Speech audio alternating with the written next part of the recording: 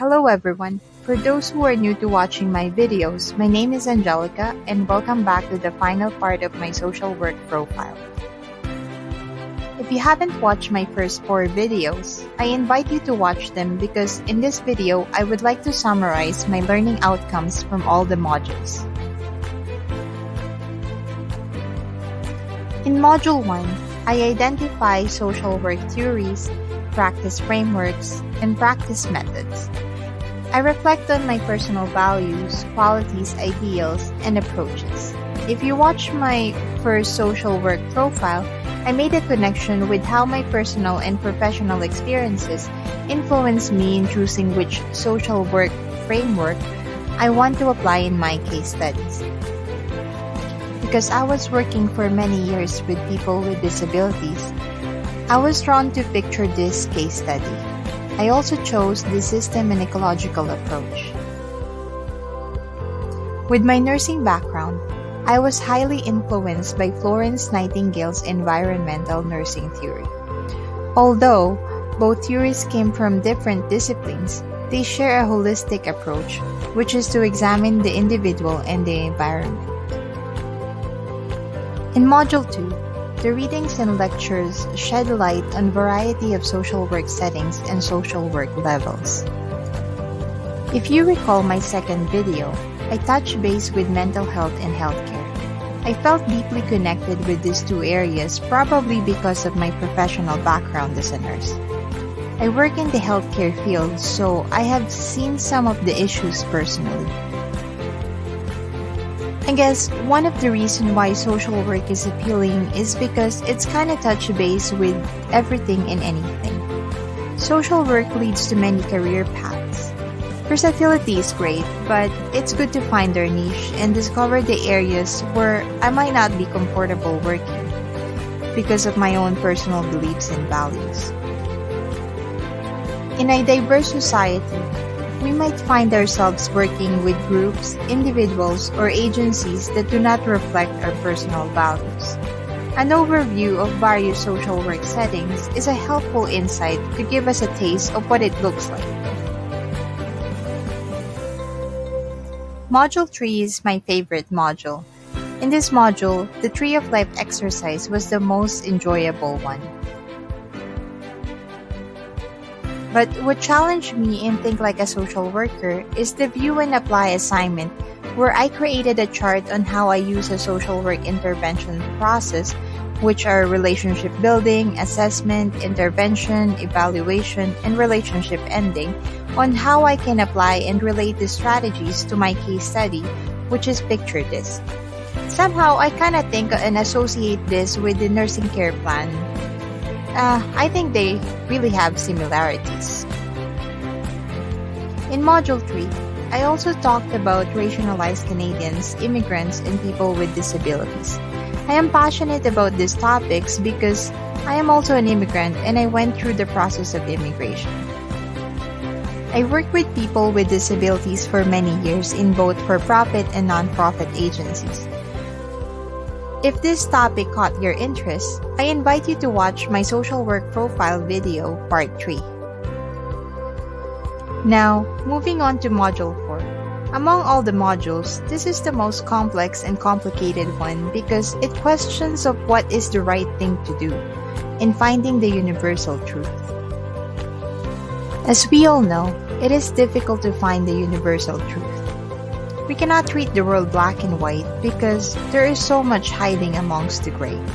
Regardless of how dense this topic might be, I believe this is the hallmark of social work profession. Values versus ethics and self-reflection. These are interconnected with each other. We all have personal values, but every profession has a code of ethics to standardize the scope of practice. It serves as a guidelines in profession. Understanding the difference between the two and how they affect the role and accountabilities of a social worker gave me a clear understanding of social work. Self-awareness is crucial because our personal values are instinctive and we apply them unconsciously. It behooves us to make aware of our values because it impacts our choices. An ethical social worker identifies those biases and make decisions in a good faith for the person they serve. Social workers are expected to act on the highest ethical standard because there is so much at stake when making decisions. Standard of practice, critical thinking skills, personal values, and competency will assist us to frame our practice. I discuss this further in my social work profile, part 4. I invite you to watch this video if this topic interests you. There are a few topics that I uncovered a deeper meaning after taking this course. These are diversity, stereotypes, critical thinking skills, values, ethics, and self-reflection. Diversity. We often correlate diversity to ethnicity, race, age, sex, and culture, but diversity does not stop there. It is way larger scale and systemic than that. Diversity incorporates all human beings and oversees beyond gender, age, the color of the skin, abilities, and disabilities. We cannot make a beautiful dish with only one component. We need a mixture of ingredients. That is what diversity is like. It spices up our life. If you ask me, I prefer to eat on a buffet rather than a single course meal just because it simply offers variety. Just like how diversity brings a lot on the table.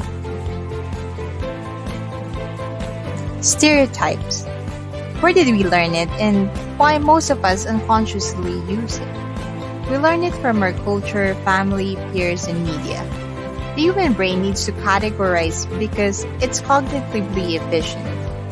We sort things and label them so we can generalize each category.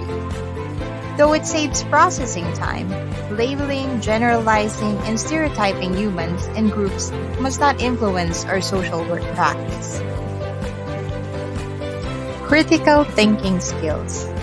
As I work on the activities and assignments, the guided question insisted me to think critically about the topics discussed in the book and recorded lectures. I first identify what resonates to me the most, then I do some research comparing the arguments about the issues. This leads me to identify the biases. I find it extremely difficult part, perhaps the most crucial part of critical thinking because we are all victims of our own personal biases.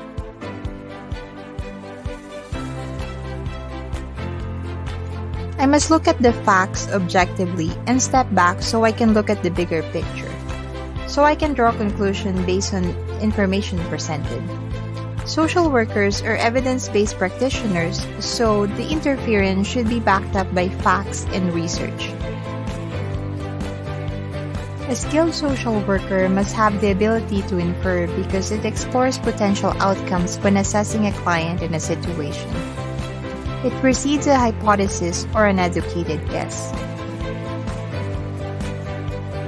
In Module 1, we were asked to pick a social work framework that is relevant to the case study that we chose. Determining the relevance is crucial in critical thinking skills to develop.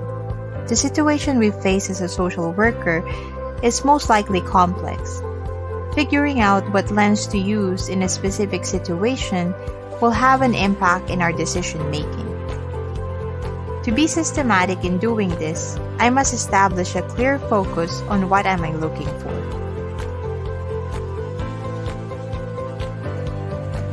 And finally, to be curious. One of the guided questions that is always asked when we do our assignment is, what intrigues us about social work or what excites you about social work? This question invites us to be curious.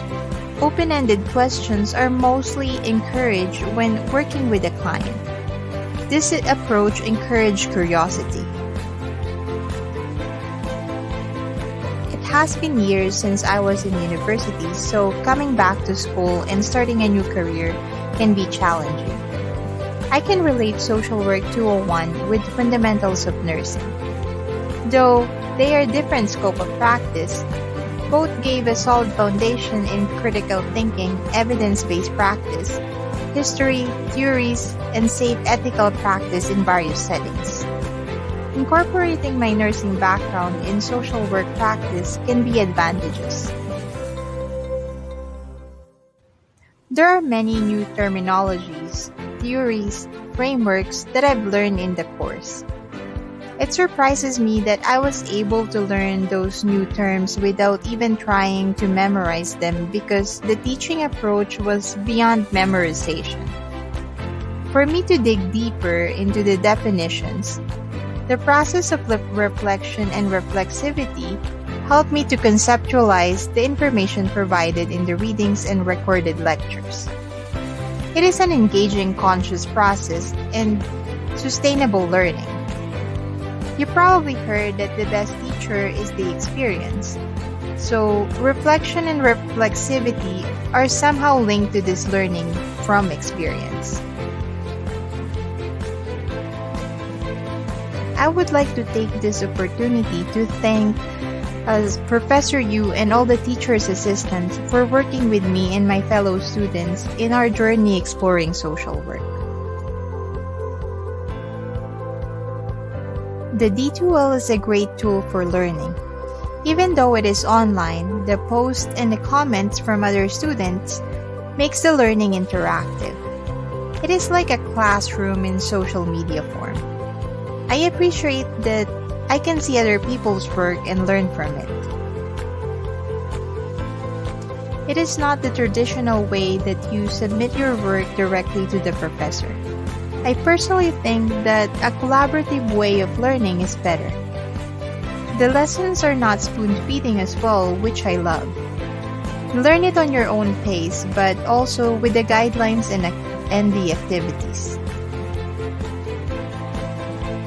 I appreciate that I can use my creative side and incorporate it in learning. I use the YouTube platform to express myself and share what I learned in my thought process. You might heard this famous quote from Albert Einstein saying that if you can't explain it, you simply just don't understand it well enough. The social work profile reflects this in many ways. This assignment is a great way to measure what I learned and absorbed in the lectures.